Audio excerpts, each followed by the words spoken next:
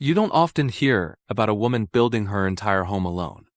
Not hiring contractors, not calling in family, not outsourcing the hard parts, but picking up a saw, learning how to wire, pour, frame, and finish it all with her own two hands. Today's story is about her. Not a celebrity, not an influencer.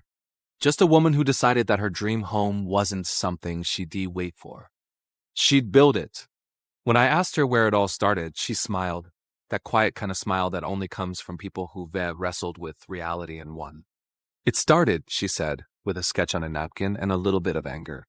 She had just gone through a tough chapter in her life, a breakup, a job loss, a sense that everything she was relying on had fallen apart.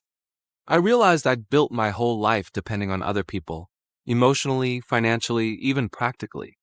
So I asked myself one question: what if I built something that couldn't leave me? That's when the idea of my home began. She bought a small piece of land just outside the city, 2 acres of overgrown brush, uneven ground, and no access to utilities.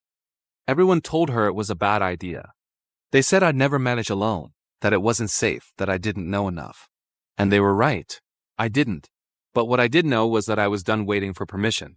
The first 6 months were brutal. She cleared the land by hand, burned brush, carried lumber herself, and lived out of a tent. There were nights I'd cry from exhaustion, she said.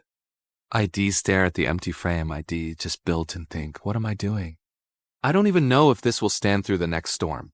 But she kept going. Every nail, every cut, every small victory became momentum.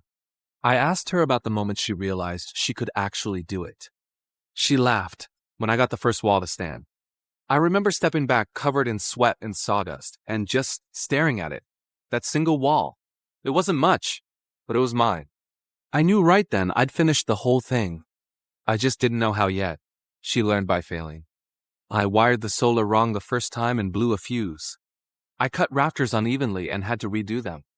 The first door I built wouldn't even close properly. But I treated every mistake like a lesson, not a defeat.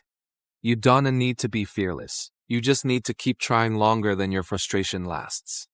I asked her what she found hardest about the process. She didn't hesitate. Loneliness, she said. It's one thing to work hard. It's another to work hard in silence, with no one to share the small wins. There were weeks when my only conversations were with hardware store clerks and my dog. You have to make peace with your own company and with your own thoughts.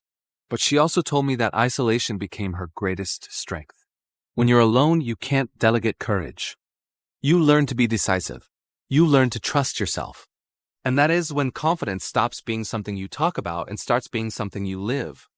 As her build grew, foundation, frame, roof, insulation, people began to notice. Some offered help, others offered opinions. Everyone wants to give advice when they see a woman building. Some am well, others doubted me. But what mattered most was that I didn't let their noise replace my own voice. The house wasn't for them. It was my proof that I could stand on my own. The finished home stands simple but elegant. A 600-square-foot cabin with large windows, reclaimed wood floors, and a wraparound porch facing the sunrise. It's not big, she said, but everything in it was earned. Every inch of this place carries my fingerprints. Literally. When I asked how it felt to finally move in, her voice softened. I cried for a full hour. I didn't even unpack. I just sat on the floor and listened to the rain hit the roof I built. It wasn't pride I felt. It was peace. For the first time in years, I felt safe. Not because someone made me feel safe, but because I built safety myself. Her advice for others thinking of doing something similar? Start before you're ready. You'll never have enough skill, money, or energy. But you'll have moments of clarity, small bursts of courage, and those are enough to take the next step. Don't look for certainty. Look for progress.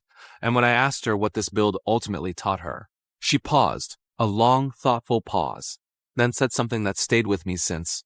I thought I was building a house. But really, I was rebuilding myself. Every beam, every wall, every screw, it's a version of me that refused to give up.